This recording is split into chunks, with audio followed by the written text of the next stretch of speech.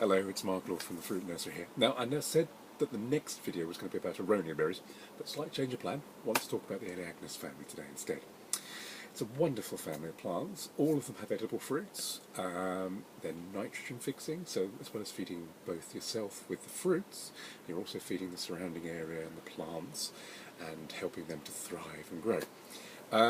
I like to use it as a pioneer plant, so it's one of the plants I put in first at the start when developing a new garden area, as it'll help fix that nitrogen in the soil and make a perfect growing space for any other plants that you wish to introduce into there. Now, first off today, I'm going to talk about the autumn olive. Here we are. Can you see it has nice attractive leaves, slightly silver flecked, bronze stems, good plant. Now, the autumn olive is Elaeagnus umbellata. It grows to be a sort of small tree size or large shrub.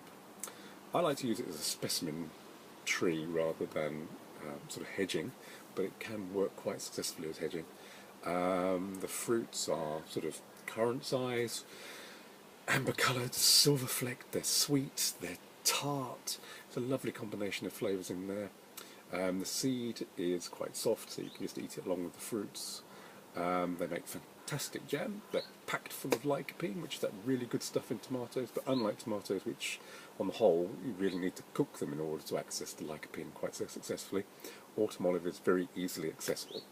Fantastic plant, really liked a lot. Similar to the autumn olive is the gumi berry, which is Elaeagnus multiflora.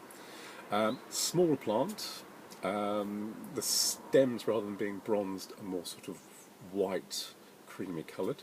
The fruits are different to the autumn olive's fruits. They're more like a cherry. They even hang cherry-like from branches.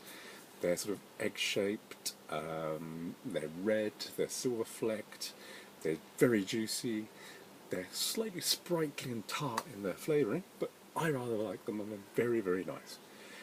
Next up in the family is Elaeagnus angustifolia. A very different plant to the autumn olive and the gumi berry, much more sort of willowy and billowy in its habit. Both the stems are very sort of downy almost, and the leaves are quite downy and soft and delicate and sort of flow and flop in the wind. It's very, very effective as a hedge, very billowy hedge, but I quite like to grow it as a single multi-stemmed kind of specimen tree as well. Fruit-wise, they're sort of cylindrical, amber-coloured again, silver-flecked, but they're incredibly sweet. When they're very ripe, they're really sweet, really tasty. The longer you leave them on the bush, the sweeter they get.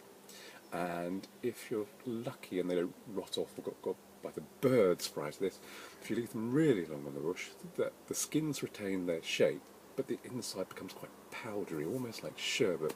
Fantastic, really like that.